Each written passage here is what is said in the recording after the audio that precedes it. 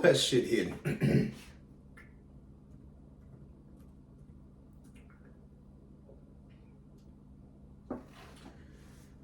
Hey, what's up, everybody? Another great episode of Fourth Person Point of View. Trying to keep them coming to you. Trying to keep some momentum going. So today, I got a great topic. And the topic is, should women in the United States military be allowed to serve in combat roles? This is something I have been following in the media here with Donald Trump's nominee of Pete Hegseth. Peter Brian Hegseth is his full name. He was an Army National Guard officer and he worked for Fox News. He's 44 years old. Education was Forest Lake Area High School, Harvard University, and Princeton University. So it's been a big issue. So he's on record talking about he don't believe that women should be allowed in combat roles in the military. And he's facing a lot of backlash for it, a lot of it. And as of a few days ago, during his hearing, a lot of the senators said that he is for some reason, he's changing his stance on what he has said multiple times. As a veteran myself, I think I know what he's trying to say. I do. But what I think he's trying to say might not be what he's trying to say, because I'm not him. But I think I understand what he's trying to say. So, without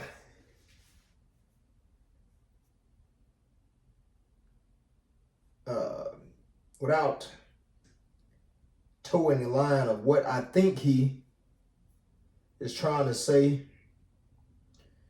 and juxtaposing that with my opinion, which could be totally off, I'm gonna jump into this episode here. So, Pete Hegseth, the backlash he's facing for his comments on women in the military.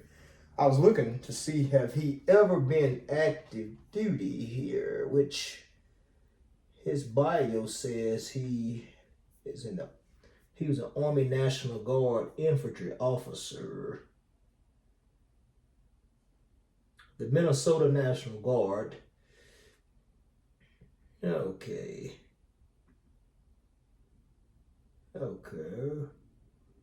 so he's a National Guard officer. Pretty nice. So he was a TPU soldier, I'm assuming, unless he was a tech. And if he was a tech, which means he would be full-time, kind of like in the Army Reserve, you can be TPU, then you go AGR. So I'm assuming he was a TPU soldier, and TPU means part-time.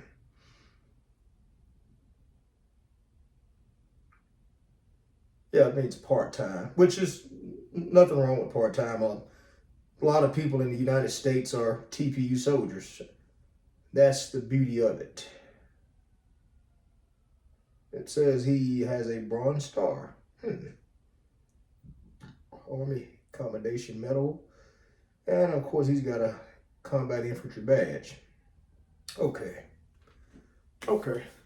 So all of this right here, all this episode here, is kind of coming from Trump's nominee Pete Hegseth's views on women in the military. So, of course, I have my personal opinion. I do. But of course, me being me, I went online and did some research. And I found several articles, but one stuck out to me. And it was by a lady named Christy N. Carmack. And this was published December 13, 2016. And so looking at this article, it's about 40 pages, it's very impressive to see how far women have came over the years. They have. If you go online and check this article out, she has an appendix, key legislative and policy actions. Here, table A through I. She has a timeline of key legislative and policy actions for integration of women in the armed forces, armed services, and it starts 1901 to 2015. That's pretty neat here. So I'm gonna read this summary right here for you so I can bring you along with me.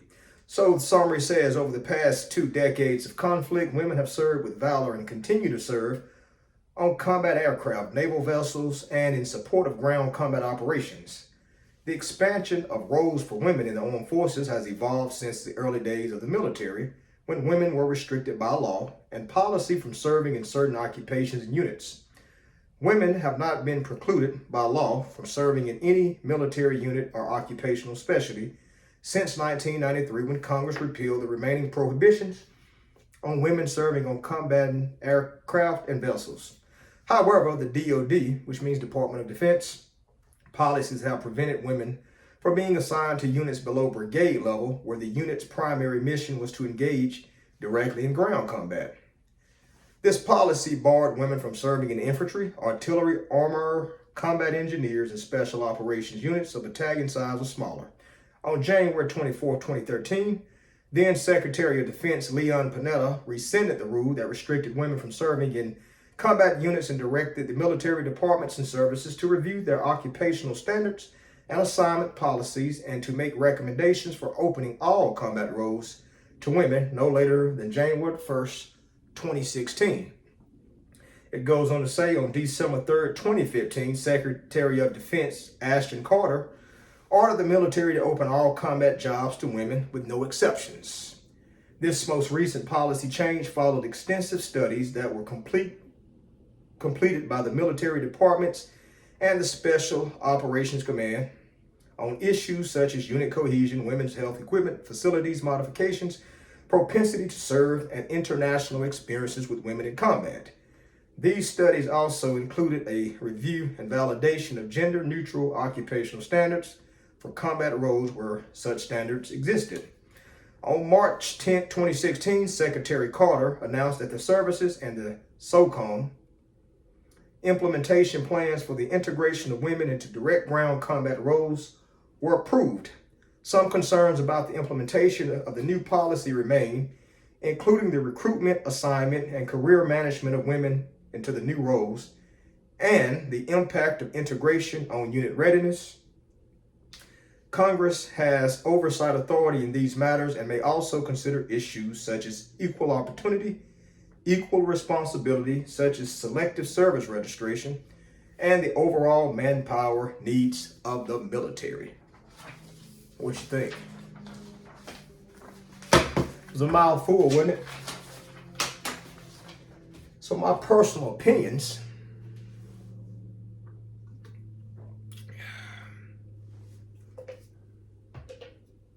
I'm not going to tell you yet, but the article kind of touches on where all the confusion comes from, and I will go back to it, I promise. But let's dive into this article, and it touched a lot of issues. Damn, this is good, man. So, women, as I stated, have served in the military for a long time. So it says in 1776, Margaret Cochran Corbin became the first woman to receive a military pension from Congress for an injury sustained while helping to defend Fort Washington against British troops. Women did not serve formally in the military until Congress established the Army Nurse Corps as a permanent organization within the medical department under the Army Reorganization Act of 1901. In 1908, Congress enacted language which led to the creation of the Navy Nurse Corps. So let's fast forward up here to World War II and Women's Armed Services Integration Act. Excuse me.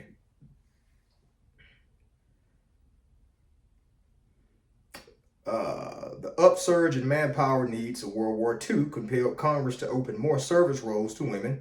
And in 1942, Congress opened the Naval Reserve to women and also created the Women's Army Auxiliary Corps for the purpose of non-combatant service with the Army of the U.S.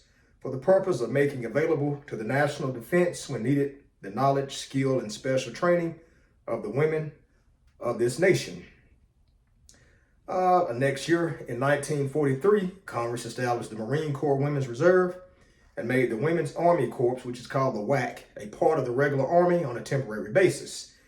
By the end of the war, nearly 400,000 women had served in the armed services as members of the Army Navy Nurse Corps, Women Army Corps, Navy, Coast Guard, and Marine Corps, Women Reserves, or with partner organizations like the American Red Cross. So approximately 543 military women died in the line of duty during World War II, and 84 others were held as prisoners of war. Impressive, huh? Following World War II, Congress made women a permanent part of the military through the Women's Armed Services Integration Act of 1948. This legislation included 2 exclusionary statutes prohibiting assignment of female members to duty in aircraft engaged in combat and 2 vessels engaged in or likely to be engaged in combat missions. The legislation also limited the proportion of women in the military to 2% of the enlisted force and 10% of officers. So fast forward here. And so before I go forward, that was coming off of 1948. That was fresh after that World War II era. And so we fast forward up into the 1960s and 70s. And after the end of the draft and the beginning of the all-volunteer force, which is what we serve in now, or I did serve in 1973, the armed services had difficulty recruiting and retaining enough qualified males, thereby turning attention to recruiting women. And so with that came, of course, equal rights for women and equal opportunity in occupational fields, including national defense. The limit on the percentage of women in the military was eventually repealed in 1967, and the number of women serving continued to grow.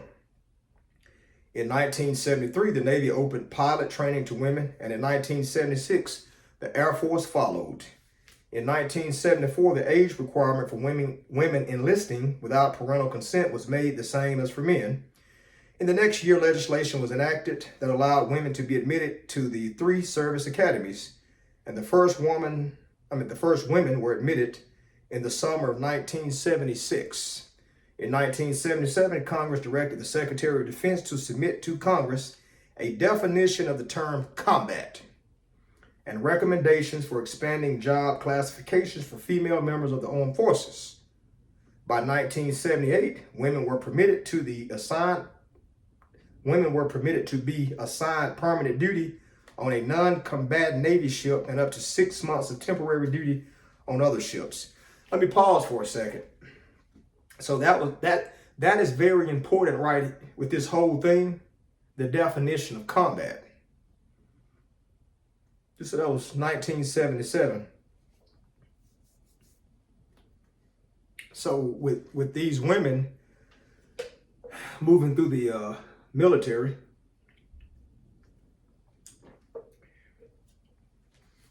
the definition of combat was very important.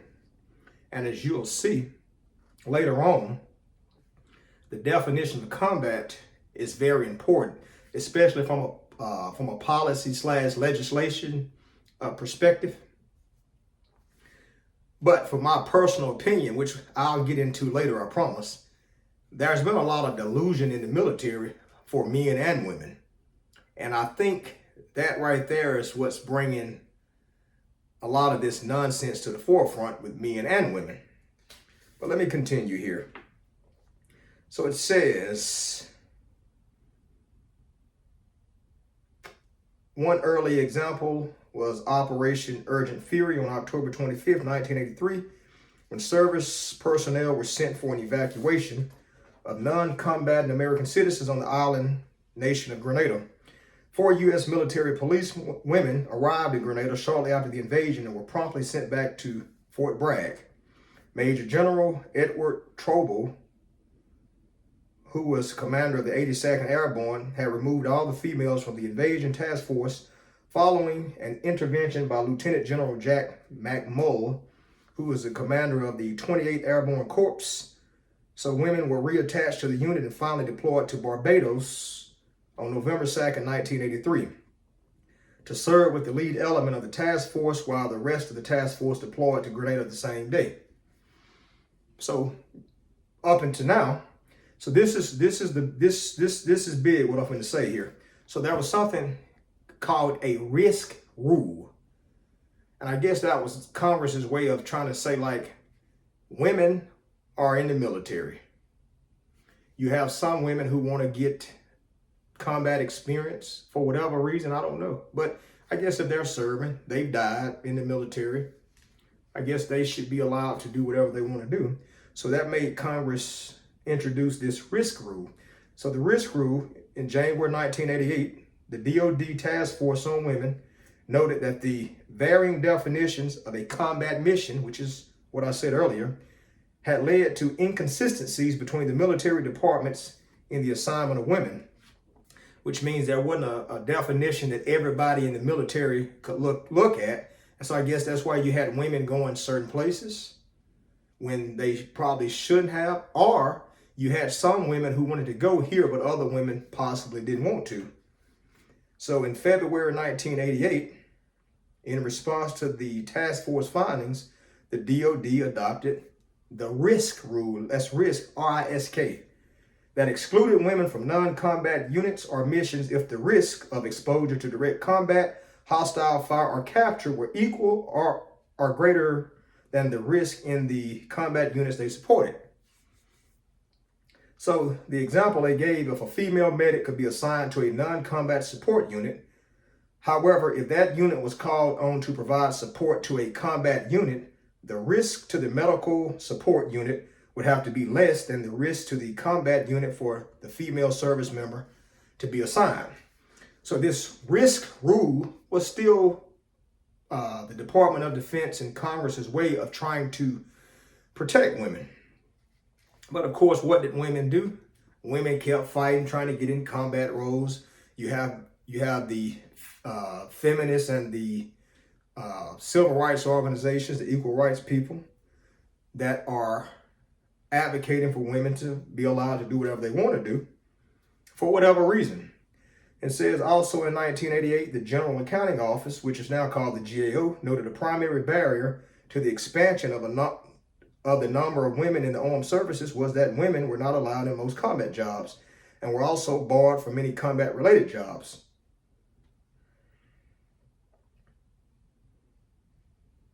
And so they went on to say that was because of lack of support from the public. So some of the groups that were advocating for the women, I guess they didn't have a big voice, or they did not have enough momentum. They didn't have enough supporters, because keep in mind, not every woman, especially back in the 1980s, wanted to serve in the military. So it fast forwards during operations Desert Shield and Desert Storm in Iraq and Kuwait. Women played a more prominent role than the previous conflicts. So 16 women were killed during the conflict and 2 women were taken prisoner, becoming the first female POW since World War II. You had a Major Rhonda Corman, who was an Army flight surgeon, was captured when her helicopter was shot down during a search and rescue mission. And during her captivity, she was treated like a prisoner of war, but since she was a woman, of course, what happened? She was sexually assaulted. And being sexually assaulted is not something I feel like a woman or a man, because men can be sexually assaulted too. But I think sexual assault and other things are things that when these women were advocating to be put in combat jobs, I think sexual assault is something that Congress and the Department of Defense, especially at the Joint Chiefs level, they probably factor all this stuff in. And I don't know if the women that are advocating this are aware, because sometimes when you're doing something, you are aware of everything there, but till the reality hits, you really don't understand everything that comes with it. Just like a man. If a man's in the military and it's peacetime, he's serving in the military, probably trying to make rank, probably trying to be a good leader. But when there's a war,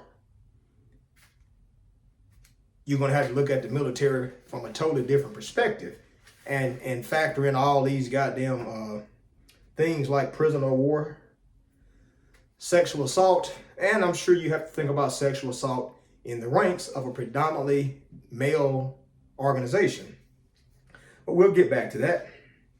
So following Operation Desert Storm, efforts to expand the assignment of women were renewed by civil rights and women's advocacy groups once again.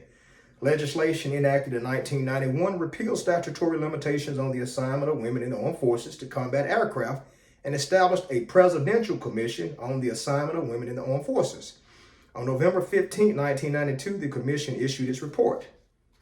And it just came out with some things that they felt like should happen. The DOD should establish a policy to ensure that no person who is best qualified is denied.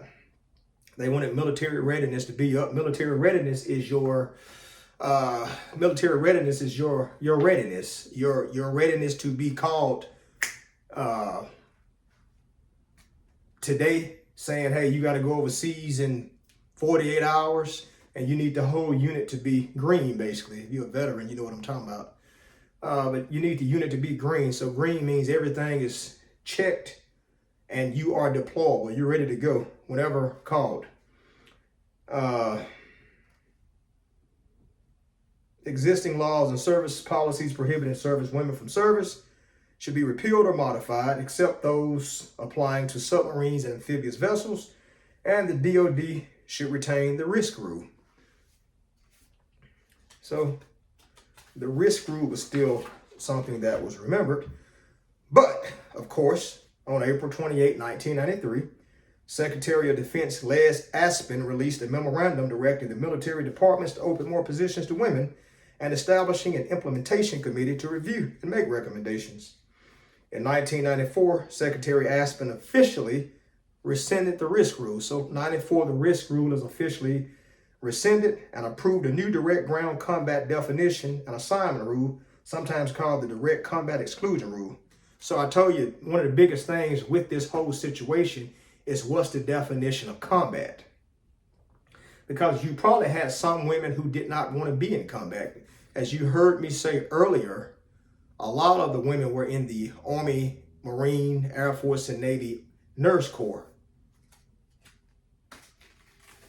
And you can be a nurse in the military without being in harm's way, because you'll probably actually be more at the rear, probably miles away from the battlefield, probably working in a hospital whether it's a hard shell hospital or a soft shell meaning like a tent somewhere in a battlefield where you don't have a concrete floor, because you can take people from the battlefield and take them to a tent hospital where you can still save lives. And on the battlefield, you can have a lot of medics. You know, a medic is pretty well trained in, you know, what to do in certain situations, especially gunshot wound, because that's one of the biggest injuries that you will get on the battlefield.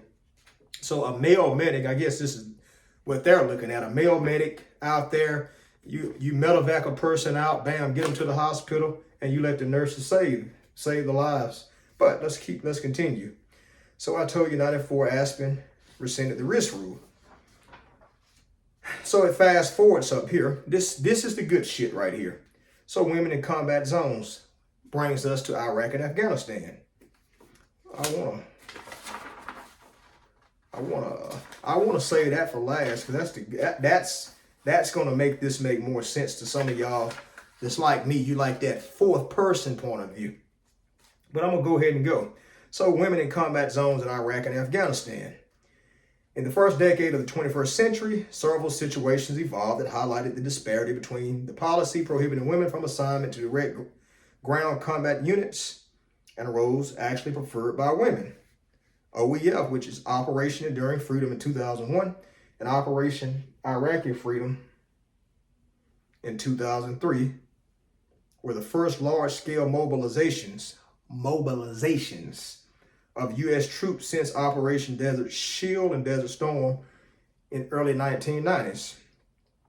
The non-linear battlefields of Iraq and Afghanistan blurred the distinctions between forward and rear operating areas, often placing support units in the proximity of active engagements. Keep that thought in your head and remember that. And if you're watching this, you can go back and repeat that little sentence right there. I'm going to come back to that in a minute. So that was 2003. 2005, the Army started moving towards modular redesign for rotation, training, and readiness reasons. Under this concept, you had the BCT, which is a brigade combat team. They served as the basic large tactical combat unit of the Army. The BCTs were supported by multifunctional support brigades. These support brigades were often collocated with the BCTs and included non-combat personnel. Such collocation appeared to some to be at odds with the 1994 policies on the assignment of women.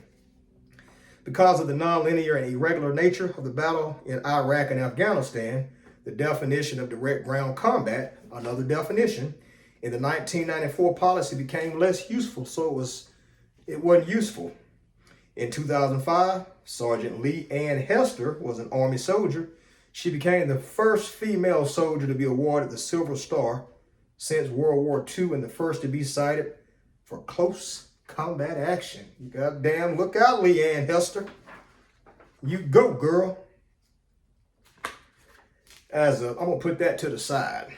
As of November 2016, 166 women had lost their lives, and 1,033 have been wounded in action, which is WIA,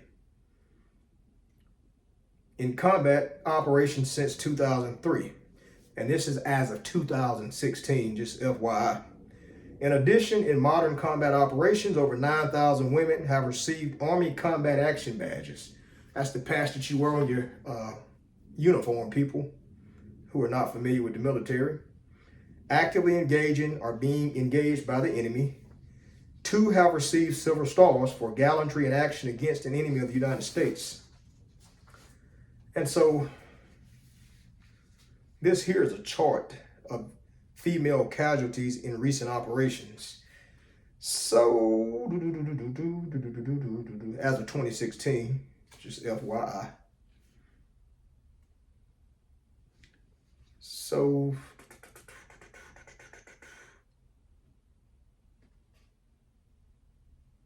female deaths,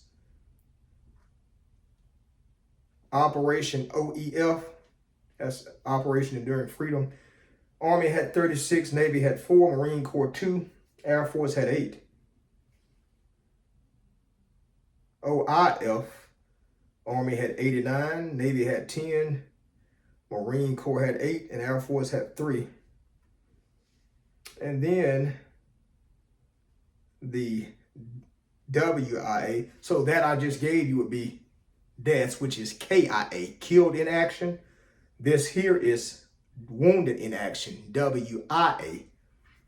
And a lot of people on the battlefield don't factor these numbers in, but sometimes your wounded in action numbers are just as important, because even though they're not dead, thank God, wounded in action usually mean, hey, you got to be medevaced out or taken to the rear.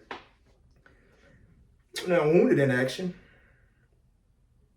OEF, you had Army 314, Navy 6, Marine Corps 29, Air Force 34, which was a total of 383.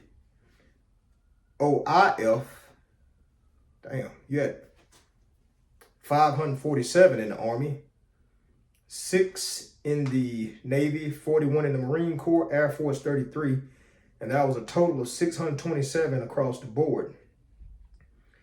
Keep in mind, too, that the Army is, I think the Army is the largest, which it doesn't matter, but still, that's a lot of damn women wounded in action. Shit. And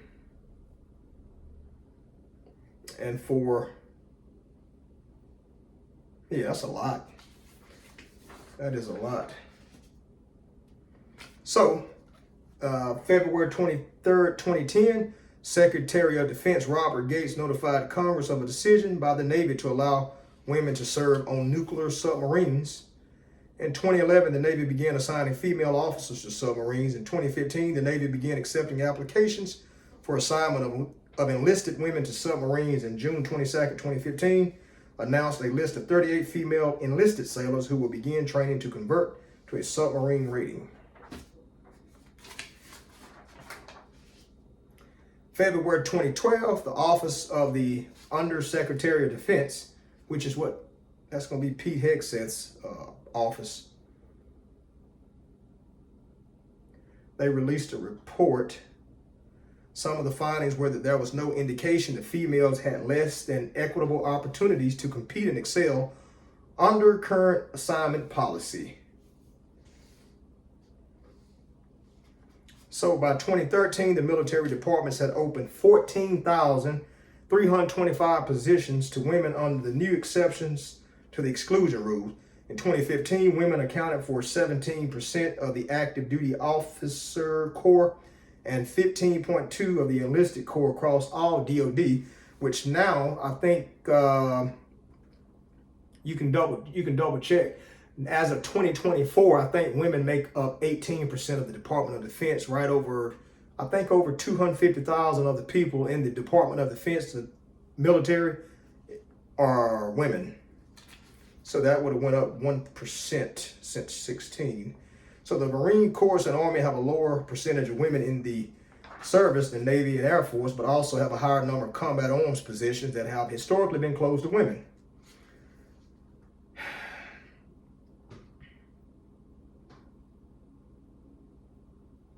Yeah. So by branch, female officers, I'm gonna give it to you by the whole military. So I told you that 18%, as of 2024, 18% of the military is female, which should put you over 250,000, which is a lot. So Army, you got 14.6, Navy 18, this is 2016 here now, 18.7, Marine Corps is 8.1, Air Force is 19.4%, and that's of each of those branches. On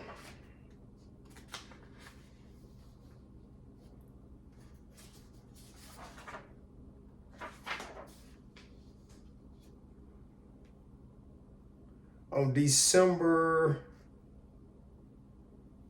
3rd, 2015, Secretary Carter ordered the military to open all combat jobs to women who meet the validated occupational standards with no exceptions. The Secretary directed the directors of military departments and chiefs of the military services to provide detailed plans and timelines for integrating newly opened positions and to begin executing these immediately, no later than April 1st, 2016. On March 10th, 2016, Secretary Carter approved the final implementation plans. As of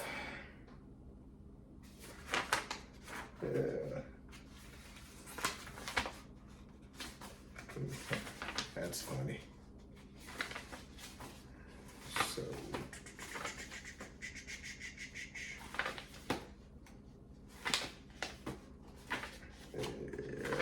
hold on here.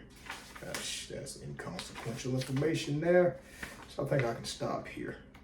I'm gonna go over this. This is some funny shit here. So it says, this is a table here, integration of women into special operations career fields. As of 2016, Special Forces officers, this is for the Army here, you had 4 applied and 2 accepted. And in progress, failed, graduated is 0. Special Forces NCO, 1 applied, 1 accepted, in progress, failed, or graduated, 0. The Navy SEALs, which is the Naval Special Warfare, no women applied to be SEALs and none were accepted. Enlisted, none. And they have something called SWCC, and it says 3 applied, 1 was accepted. In the Marine Corps, MARSOC, 0 officers. In critical skills operator, you had 3 applied and 2 accepted. And the Air Force, you had 3 officers applied and 3 accepted. None No enlisted people. Thought I was making it up there. Yeah, you see that there? I thought that was kind of cool because they had a woman that went through special forces training and she made it. Let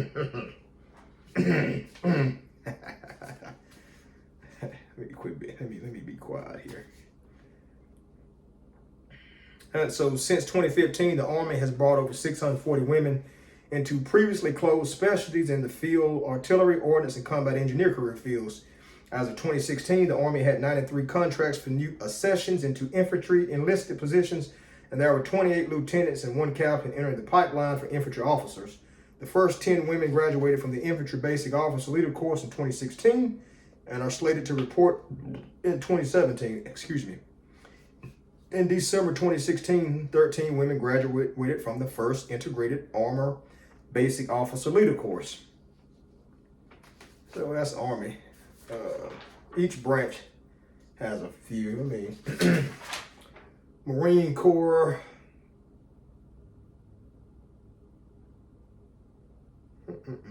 In 2012, the U.S. Marine Corps temporarily opened its infantry training battalion and its infantry officer course. At the end of the Marine Corps experiment, 29 female officers had attempted the course, but none had graduated. Marine Corps reported that 98% of the women dropped from the IOC were due to physical performance failures. The pass rate for women in the enlisted Marine Corps ITB, which is regarded as less strenuous than the IOC, had been 35.9 over the testing period compared with the 98% pass rate for males entering the course. And the Navy, of the 16 enlisted women who took the physical screening, PST for SEAL, or WSCC, 3 enlisted women passed the SWCC PST and none passed the SEAL PST. And the Air Force, as of September 2016, no female applicants had graduated from the training pipeline of these career fields. However, 6 of 11 females who attempted to qualify for these jobs passed the requisite physical ability stamina tests. All right. That's enough of this stuff here. Okay. So, I hope that has gave you a good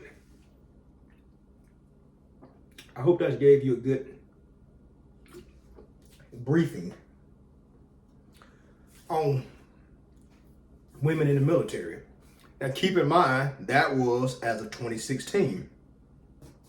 They had a few more articles and reports, but I like that one the best because it gave the history. It gave a timeline and it gave a history of the women in the military and their achievements, which is quite impressive. I must say, I'm not a hater. Now, Pete Hegseth, he says that he is against women being in combat roles. His opinion really doesn't matter, but if he's going to be in that position, now his opinion does matter because he will have the authority to go in here and change some of these policies. I'm not sure if Congress has to vote on some of these policies. Maybe they do, but he might be able to make some type of changes himself. And I think that's the biggest problem. So one of the biggest things that people are trying to do is they're trying to go to something called gender neutral standards. So there's a difference between gender neutral and gender norm standards. So when I was in the military, I was aware that, like, if you're doing an APFT test, women and men have different standards, but it's kind of calculated based off of these national statistics. So if a man does 50 push-ups, he might get a certain score. A woman might be able to do 35 push-ups and get that exact same score. And if any of you dumbasses are watching this, don't go to the APFT chart and look and see, because I don't know. I'm just giving you an example here. I know how veterans think. But for you civilians, that's how it works. A man might do 80 sit-ups Well, sit-ups are actually similar, but not quite, because sometimes I'm told women can't do sit-ups the way men can because of the way their bodies are designed. And especially I've seen women who had children that came back in the military, and they said they had a hard time adjusting to doing sit-ups because they had to let their bodies, readjust after the pregnancy. And the same with running. Sometimes men might have to run 2 miles, and like I used to run my 2 miles, and like I think the fastest time I had was like 10 or 11 minutes. A woman might run 2 miles in 13 or 14 minutes, and her score could be the same as mine. Now the military came out with a different APLT test. They do more things, and actually I got out right as they were making the transition, thank God. But they do things that are more related to a battlefield as far as like pulling sleds and pushing sleds. They do deadlifts. They take a, rope, a hexagon.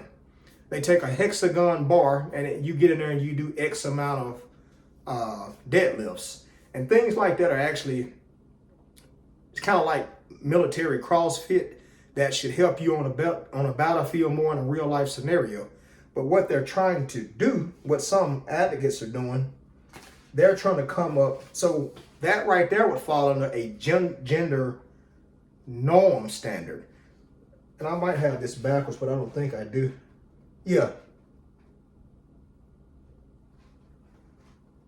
that's gender norming. Let's double check here.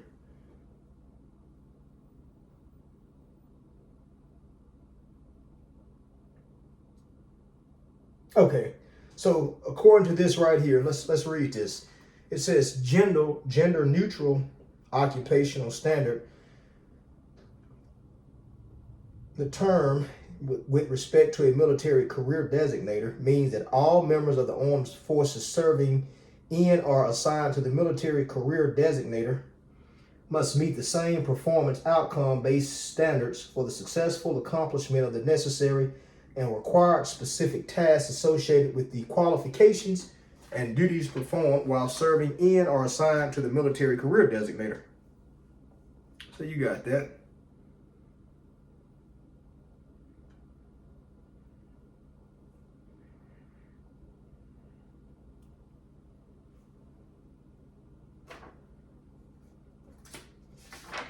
See if I can find your definition.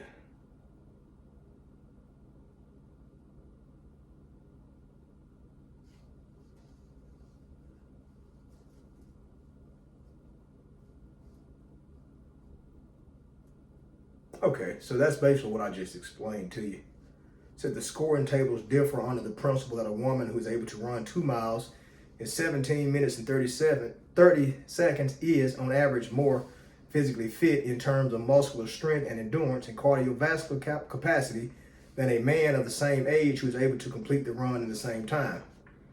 So basically what I was saying was pretty spot on.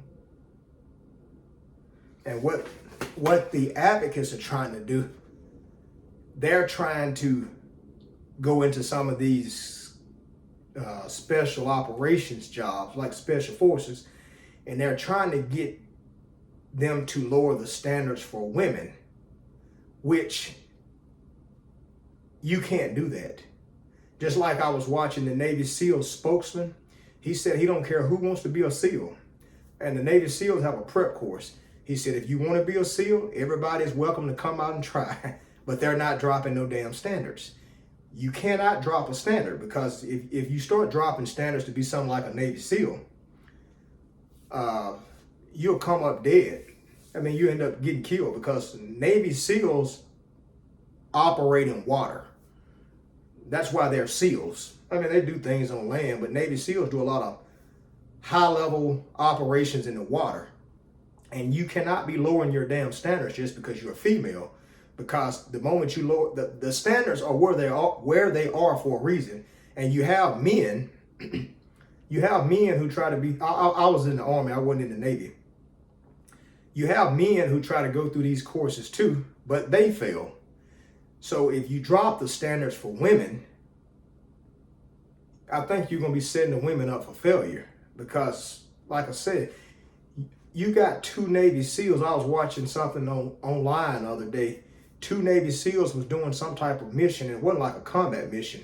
They were underwater removing something from a submarine or a ship.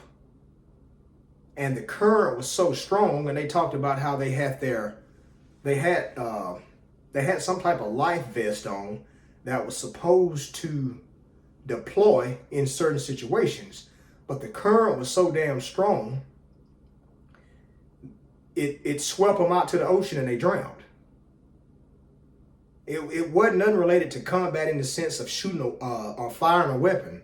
This was a whole different mission, which you got to be careful with these definitions because everybody that's infantry is not shooting nothing or getting shot at.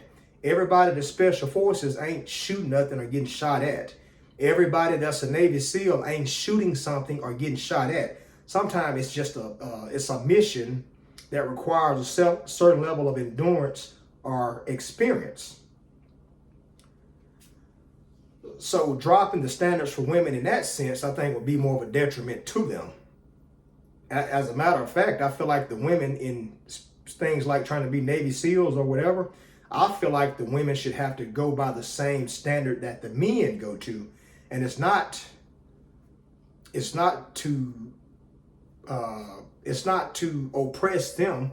I think it's to make sure that you're capable of protecting and taking care of yourself in the event that you go through some type of situation like those 2 guys there and you don't die. So that's one big issue.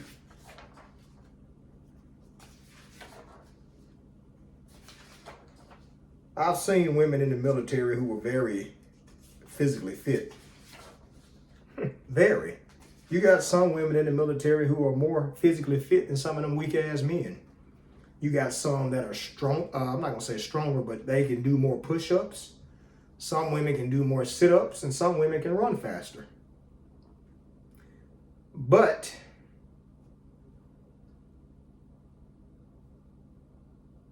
the APFT standards are the way they are. I think it's kind of like somebody took the median average for all women and they came up with these scores. The same with men, because you got some men who are not that, they're meeting the bare standard for physical fitness in the military, which doesn't mean you get put out, but you're bare minimum. But you are up to the bare minimum military standard, which don't mean nothing really. It doesn't really mean that you are less capable of certain things. It's just kind of like academics. Just because you went to Harvard or Yale don't mean you're necessarily smarter than somebody who went to Duke or USC. You see where I'm going with this? So I wanted to point that out. You got to be careful when you're trying to change the standards for certain stuff. Now let's go back to this right here. So you remember on page 7 here, and this is spot on. It said women in combat zones, Iraq and Afghanistan.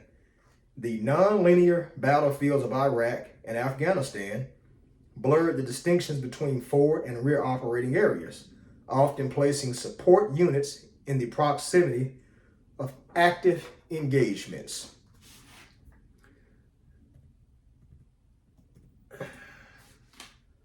So Iraq and Afghanistan is kind of like what we are dealing with now.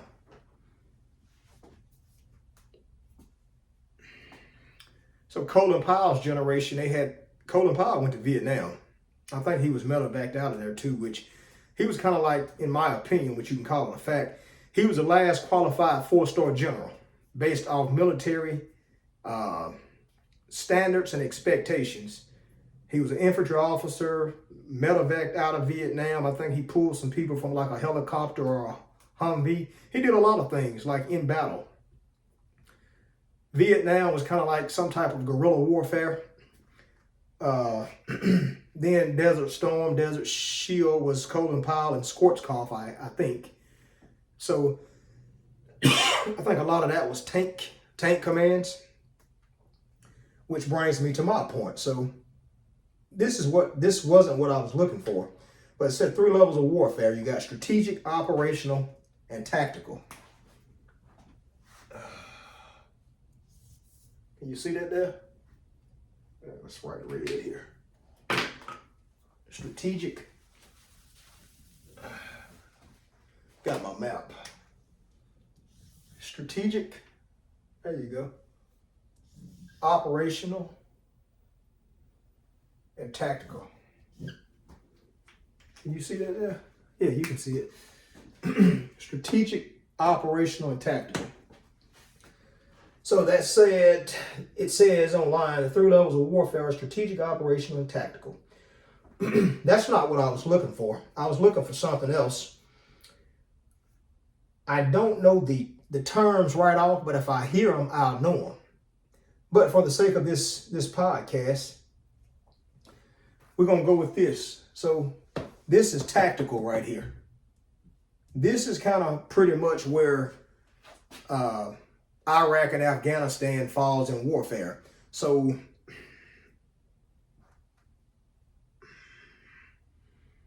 if you're a veteran and I say something wrong, don't get your panties in a twist. Because I'm trying to say this from a military perspective, but I'm also talking to a civilian YouTube audience. So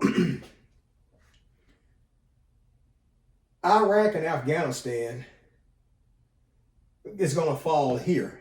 I'm quite sure. But if the military was the NFL, Iraq and Afghanistan would be preseason. It wouldn't be the playoffs.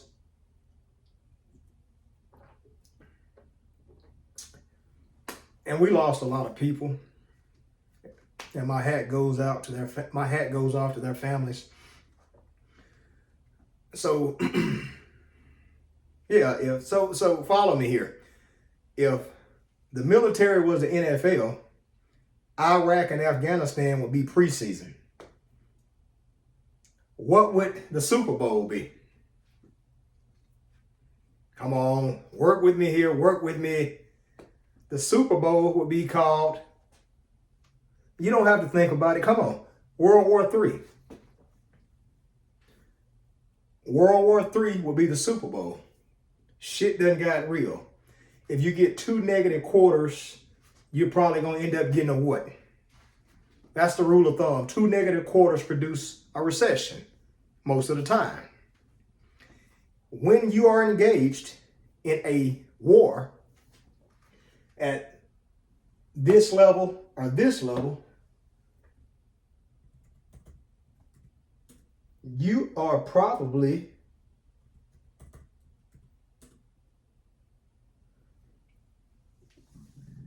going to have a draft. Right now, Ukraine, they have a draft. Russia, they have a draft. During Vietnam, what do we have? We had a draft.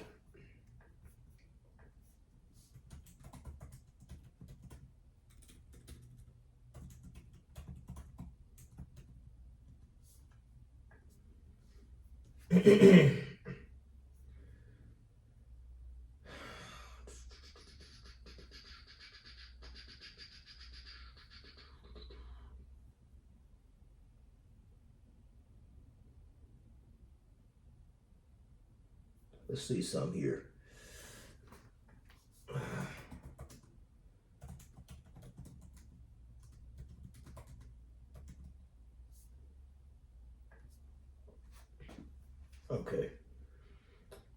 Okay, it proves my point. So as according to Google, as of February 2024, 7,085 U.S. military members have died in Iraq and Afghanistan since the start of military operations in October 2001.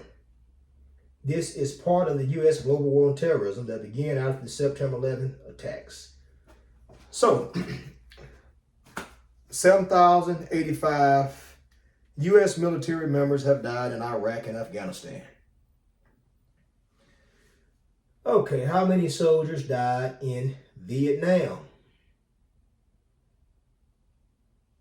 It says, online, it says killed in action 40,934. 40,934.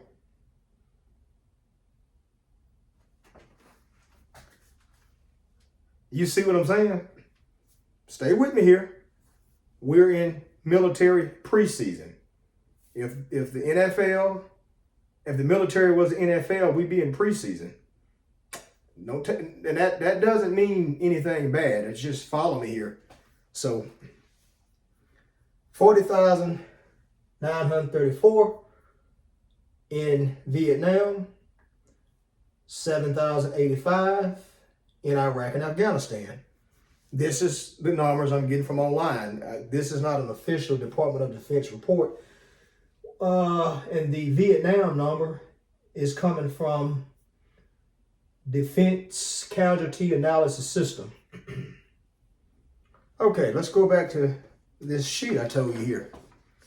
The nonlinear battlefields of Iraq and Afghanistan blurred the distinctions between forward and rear operating areas, often placing support units in proximity of active engagements. Also, in 2005, the Army started moving towards a modular redesign for rotation, training, and readiness reasons. Under this concept, the Brigade Combat Team, BCTs, which is what we call them in the Army, so, that's the acronym, served as a basic, large tactical combat unit of the Army. These BCTs were supported by multifunctional support brigades. These support brigades were often collocated with the BCTs and included non-combat personnel. Many were women. Such collocation appeared to some to be at odds with the 1994 policies on the assignment of women. Because of the nonlinear and irregular nature of the battle in Iraq and Afghanistan, the definition of direct ground combat in the 1994 policy became less useful. What did well forward mean on a nonlinear battlefield, and how useful was the primary mission criterion when non-combat units regularly engage in direct combat to carry out their mission? In this environment, the Army and Marine Corps utilized women to search Iraqi females for weapons and to patrol with foot soldiers, usually in door-to-door type operations. Also, women were increasingly involved in convoy escort missions that came under fire and were embedded with Special Operation Forces, SOF, in culture support teams that helped units deal with local Afghani females while operating in Afghan villages. In 2005, Sergeant Lee Ann Hester, an Army soldier, became the first female soldier to be awarded the Silver Star since World War II and the first to be cited for close combat action. If anybody's going to find this article, that's page 7. Now let me break this down to you, or what that just said. I'm going to give it to you in layman's podcast YouTube terms. Damn, my Kevlar. Damn.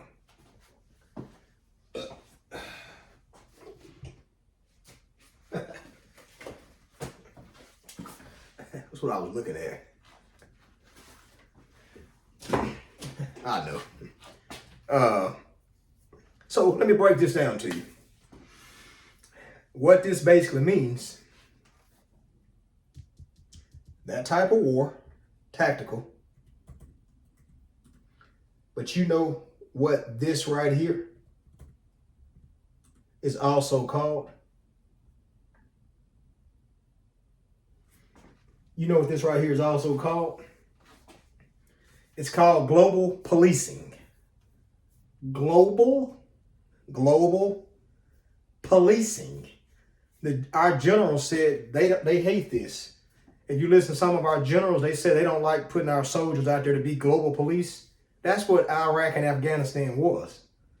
That's why this article says, because of the nonlinear and irregular nature of the battlefield in Iraq and Afghanistan, the definition of direct ground combat in the 1994 policy was less useful. The nonlinear battlefields of Iraq and Afghanistan blurred the distinctions between forward and rear operating areas. So in the military, you have something called combat and combat support. It doesn't mean nothing, but in the military, combat support means you support combat. So just because you are special forces don't mean you necessarily shooting shit or getting shot at. It's kind of like military intelligence. There's a joke in the army that says military intelligence think they intelligent, but intelligence is not intelligence, it's information. So in a normal war, World War III, in World War III, if it was, you can't see, can you see this here? So in World War III, you would have probably, we're just gonna say in a perfect world. So you can see here. Can you see this here? So in World War III, say this is the battlefield. Okay. This is the United States. That's the United States right here. This is China. So you know in that Master P where they said, there they go, there they go, there they go. Pass me them things, let's get them. So when the United States says, shit, y'all done fucked up, and China say something like, ta, ta, ta, ta, ta, that means they saying, let's go get the Americans. So this is the ocean here, or whatever. What happens is the United States said, China, you done fucked up. We got something for your ass. And China say something like, ding, dong, dong, dong. That means, say no more. We'll meet you halfway. This is the halfway point. That's the battlefield. Now, what's finna happen here is these two forces is finna goddamn meet each other. And when they get close enough, it's gonna be a war. You see where I'm going with this? So it's gonna be a war. Now the war is gonna be them against us. The combat support element would be like, say, the hospital. You know how they talked about the Army Nurse Corps. So you would probably take. Can you see this right here? So say this is the combat support. This is the hospital. This is your. Say this is your a warehouse with ammo. Say this right here is a motor pool where they're working on up-arming Humvees and tanks and shit. So China, they will have the same thing over here.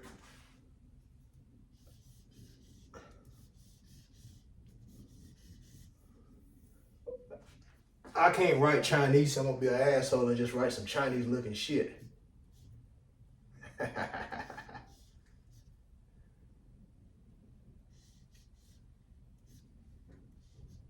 Happy man. So that would be combat support. Now, combat support is just what they're doing. So if you got a guy back here that's getting ammo from Oxford, Mississippi, from the, what you call that place? Winchester.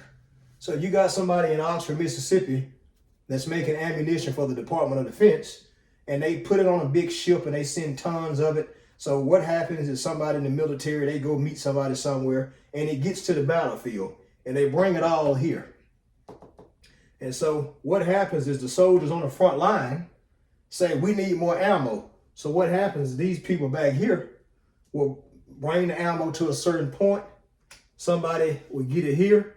They'll take it on up here and you feed it to the front line. What they're saying with combat, these people up here are going to be combat. Usually it's all men, because in the Army they have something called soldier first. What soldier first means is that everybody in the Army is a soldier. You're infantry, but you don't have the MOS, if that makes sense. So everybody in the Army and Marine Corps, you are a soldier first. I know guys that went overseas as human resources during Iraq and Afghanistan, and they thought they was going to be able to process and pay. And the first sergeant told them, I got a mission for you. So they was kicking in doors, right? And they told the first sergeant, that ain't my MOS. And Top said, shit, you're a soldier first. And they said, well, I'm a 42 Alpha. And they said, no, you're a soldier first. So they was over there kicking in doors. That's funny. That really happens. So once you got this ammo up here, you would feed it to somebody that's probably a 92 Alpha or a 92 Yankee, and they would be dispersing it to the soldiers. Now over here is where they saying back in the day that the women were in the hospital. So everybody that gets shot, well, wounded in action or killed, you would drag them off of here, give them to him or her. They would keep dragging them back. They would get them back here.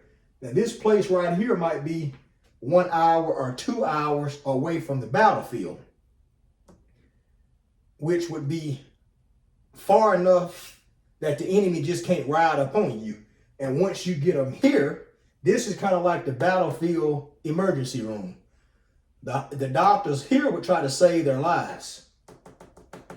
And once you save their lives, you got a military, or probably an Air Force C-130 or something.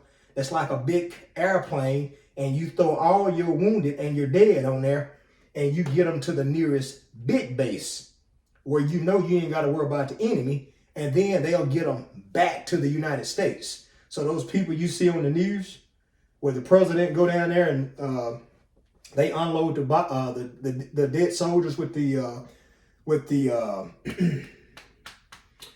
American flags draped over their casket. You know, the president and all the people out there kind of come to attention, honoring the dead. So that's kind of like support. I got my daddy's flag. So what they're saying that the women are trying to do, women are not trying to be back here in the hospital, the ammo depot, or the motor pool, which you got men back there too. You need men. What they're trying to say is women want to be up here. Now, the way that battlefield is going to be ran, you got the Chinese and the United States going head to head right here. You might have, what did it say, artillery over here. You might have ordnance somewhere else. Then you might have a few infantry soldiers up here. That's what the women are trying to do. They're trying to engage in that type of combat. So let me stick with the script here. So women are trying to do that.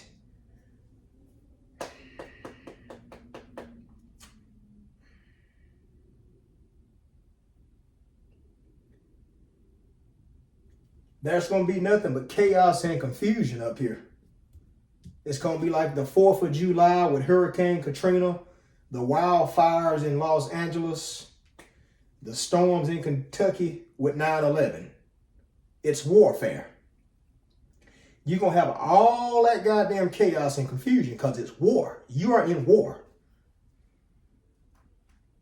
What Pete Hegseth is trying to say, he's trying to say in World War III, there's no room for error. And you probably would want more males up here because you're going to be getting more casualties. You're going to have more wounded in action and more killed in action. So sometimes that might require manly strength. Why might it require manly strength? So if your battle buddies up here on the front line during World War III, not Iraq and Afghanistan now, not global policing, the Chinese are a superpower. We acknowledge them as a superpower. So just as much as the United States is letting off rounds, the Chinese gonna bring it back to us. Our government acknowledges China as a superpower, which means economically, politically, and militarily, we respect them. It's gonna be a war out here. I just told you Vietnam had 40,934 casualties. That's a lot of goddamn dead people. Think about being up here on this front line.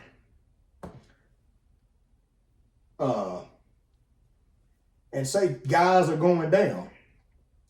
You're going to have to pull them off the battlefield. What does that take sometimes? You're almost dehydrated. You're tired. You're ducking shots and shit. You're going to have to grab that bastard by his vest and you're going to have to yank him to the rear.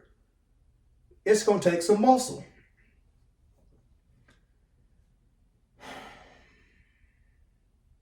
You got somebody that's wounded. So they get hit in the leg or the arm and they go down.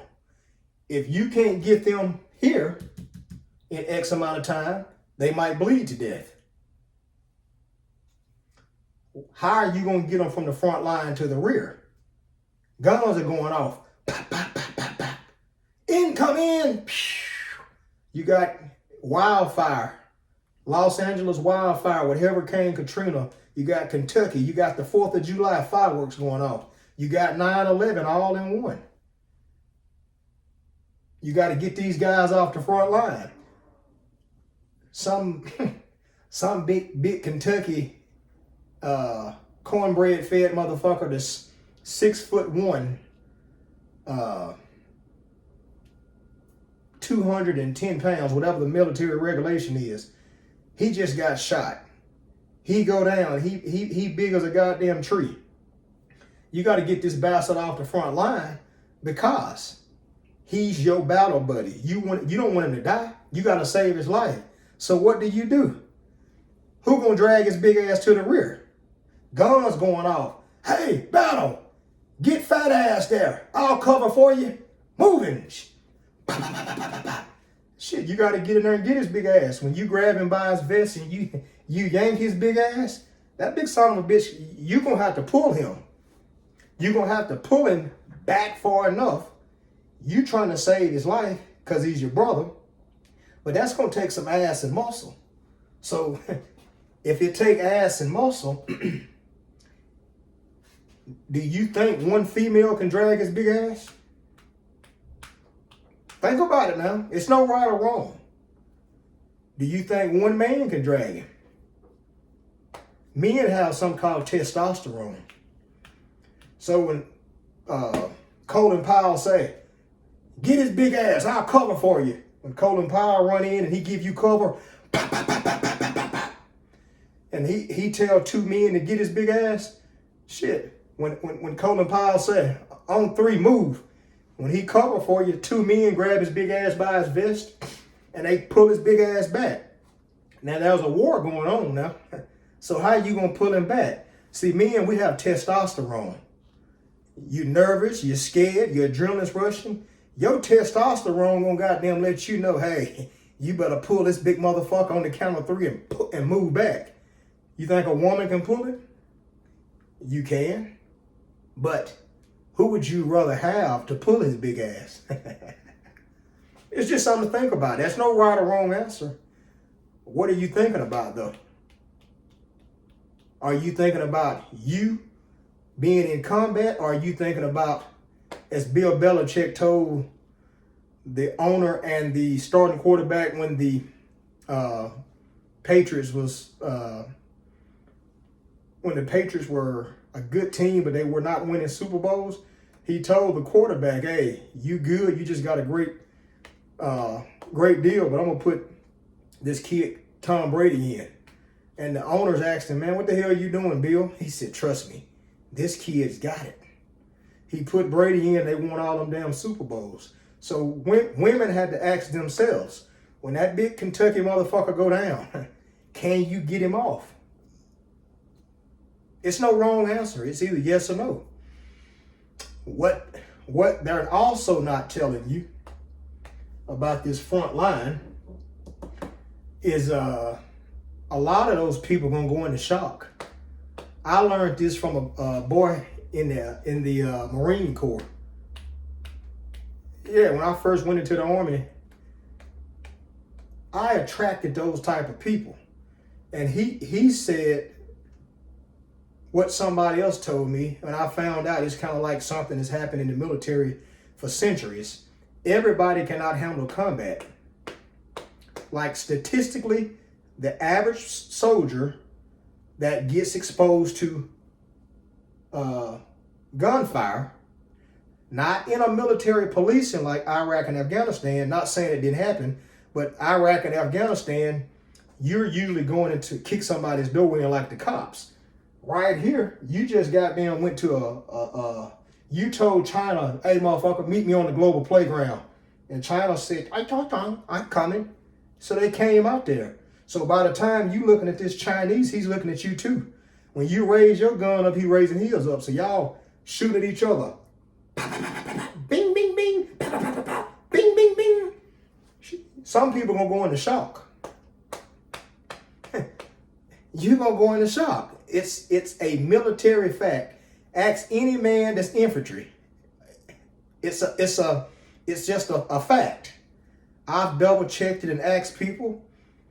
They said, yeah, statistically, the average soldier who trains 365 days a fucking year will go into shock when he's first fired upon. Because you think about it, this is fully automatic weapons here. These ain't no AR-15s. These is M16s and M4s with that switch on the side. So when all these men are going into shock, if men statistically will go into shock, did I say that right? Yeah.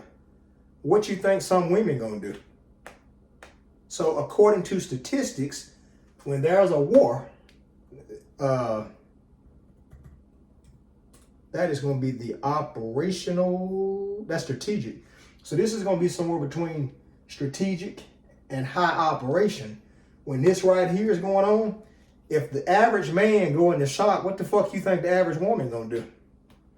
Some of y'all going into shock too. Now, when you go into shock, who going to get your ass off the front line? That's why this article said, and I'm going to read it again for you, because this article gave a peer-reviewed version of what I had common sense to know. The non-linear battlefields of Iraq and Afghanistan blur the distinctions between forward and rear. This is forward, this is rear. Forward, rear, forward, rear. So in Iraq and Afghanistan, it was global policing, and all of this, it wasn't there because it wasn't no front line. It's kind of like the 3 soldiers that just died in 2024 when Iran bombed that engineering unit. 3 people were killed. When Biden's ass pulled out of Afghanistan, how many people died? Let me look that up. How many soldiers died when Biden's punk ass, when Biden pulled out of Afghan.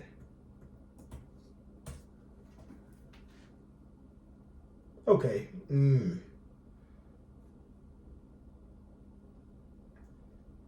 It said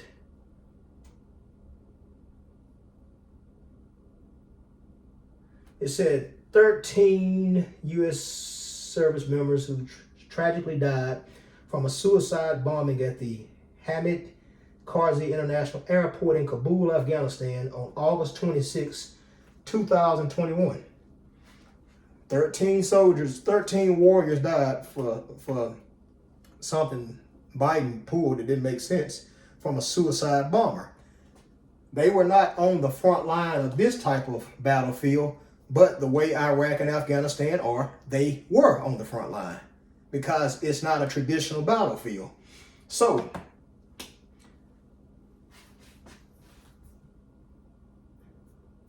this is, hold on. Because what I wanted to see here, let me see if I can get that picture. It's going to answer my question. Images. Okay, bam. I knew it. 13 motherfucking brave warriors up here. So you have, okay,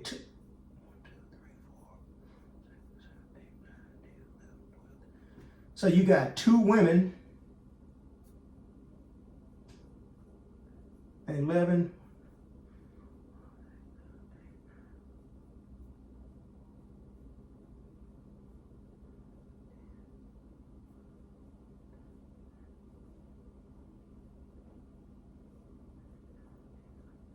Excuse me, this picture I pulled up is not looks like something somebody made. That's why I was counting.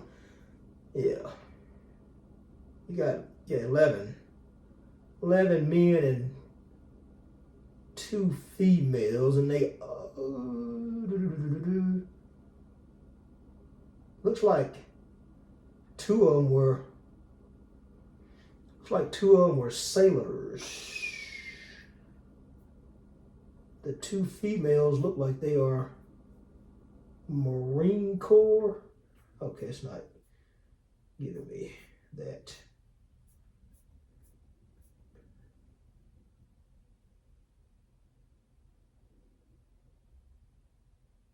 Okay, she looks like both females were in the Marines, looks like. Looks like both females were in the Marines. This guy in the Army here.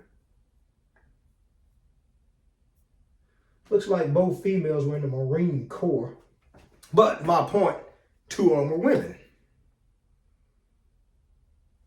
Back to what I said. This right here was not the battlefield for Iraq and Afghanistan. So, according to this article and my personal opinions, it kind of blurred the definition of combat, but it's also a different type of warfare. So, should women be allowed in combat roles? If they want to be in combat and they can meet the standards, like the damn Navy SEALs said, hey, it's open to everybody. But according to this right here, no females had made it through the Special Forces. A few had made it through the Army infantry course. But when you're factoring all this in, you have to look at war from World War III, meaning the Army Super Bowl, and then you work your way down. Because the last thing you want to do is put women in combat roles and you have World War III, and you need male bodies on the front line for specific reasons, whether that's pulling soldiers, moving equipment, or anything. But, I've seen it with my own 2 eyes. We had a lot of women who are just as strong and physically fit as some men.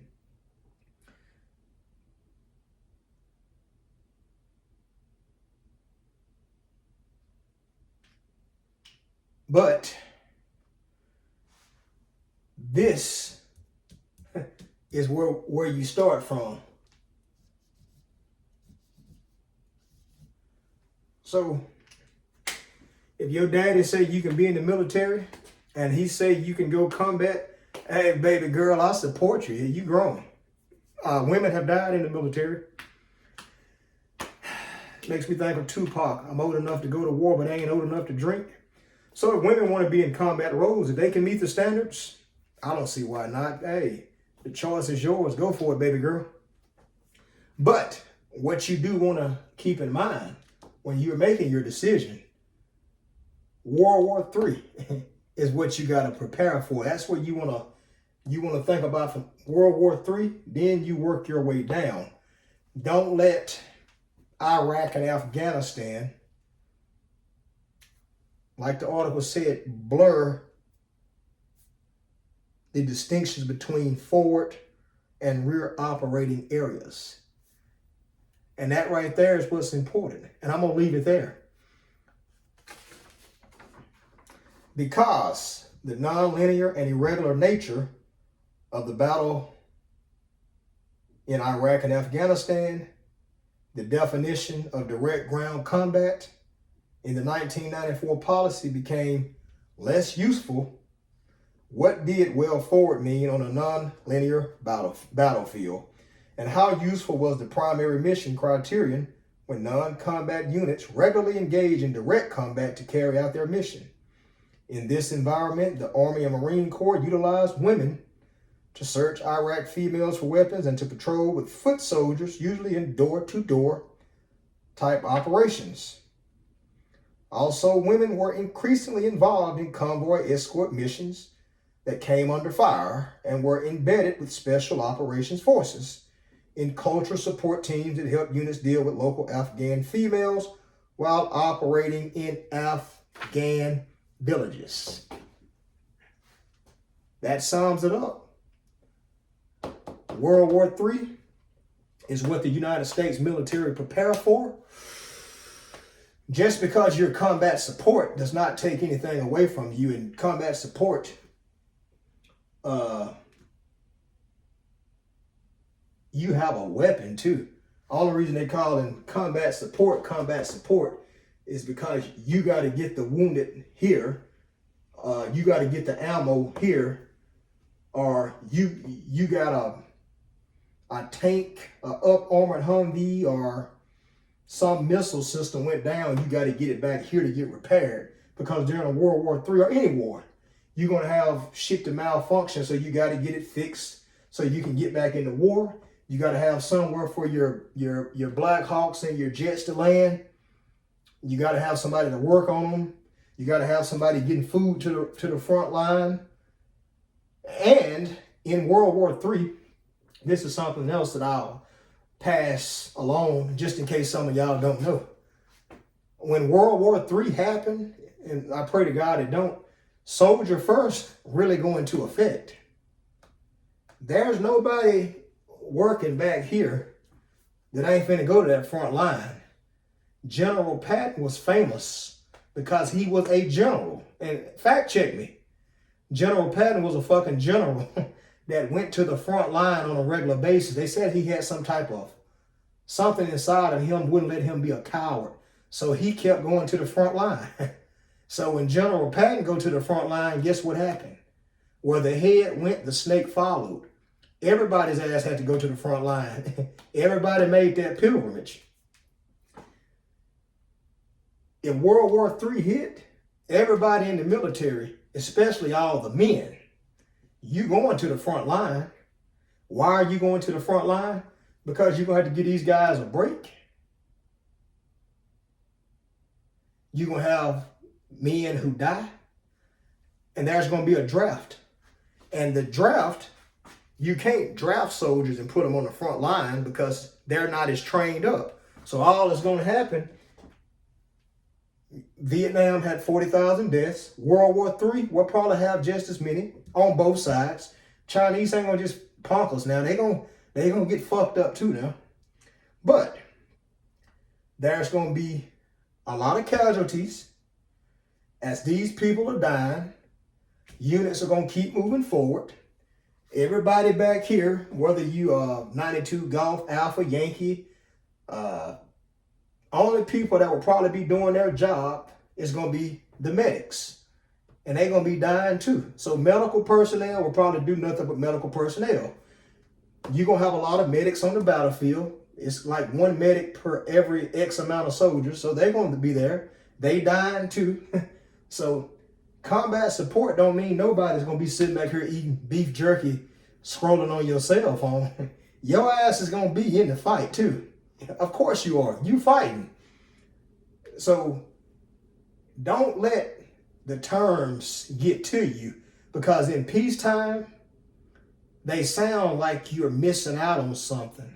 But in reality, you're not.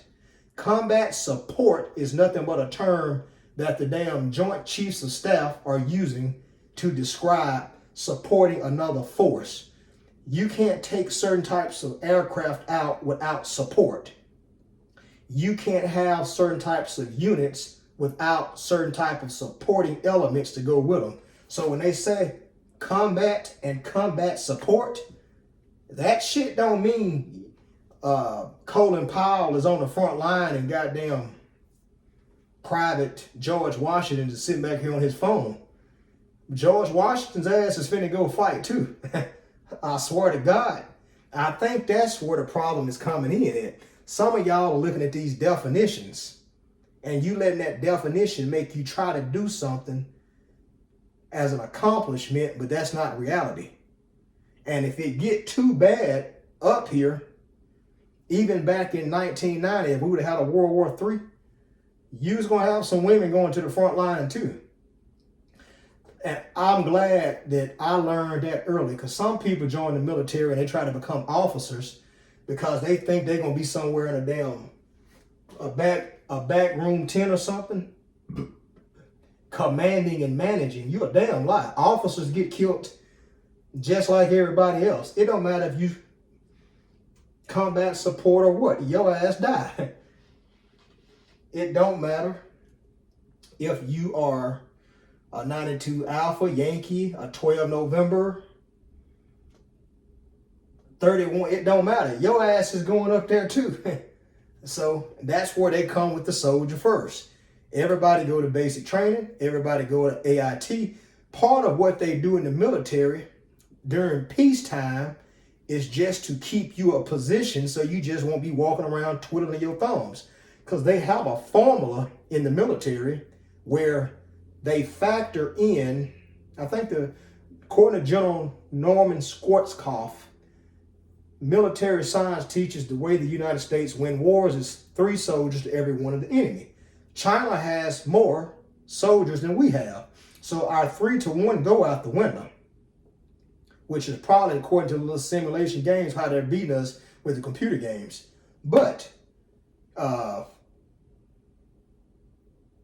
everybody in the damn military is a soldier first, Army and Marine Corps. So just because you combat support don't mean you bitch, you going to. And you're going to expect it to be a soldier, because all this right here is warfare. It ain't nothing but basic shoot, move, communicate. You ain't got to be in nothing special. If you something like artillery, you will be over here with artillery. And when y'all start getting killed, they'll start pulling people. And one person will show them how to load shit and move.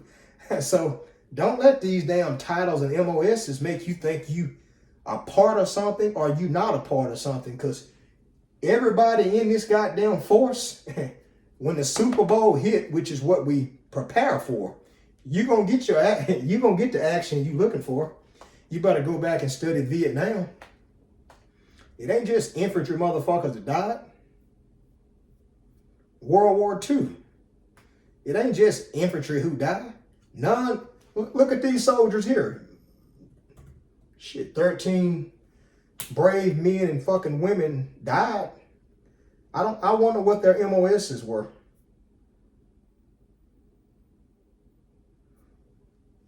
But yeah, this has been fun. Let me get off of here. But I'm gonna leave you with this right here.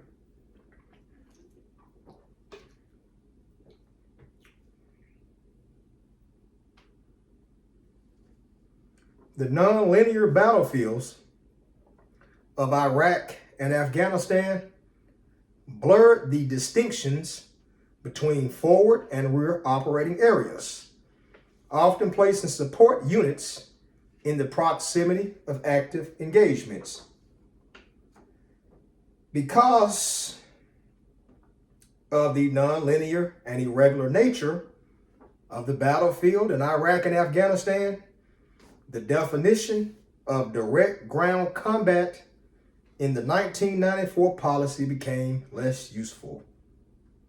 What did well forward mean on a nonlinear battlefield, and how useful was the primary mission? Criterion when non-combat units regularly engage in direct combat to carry out their mission.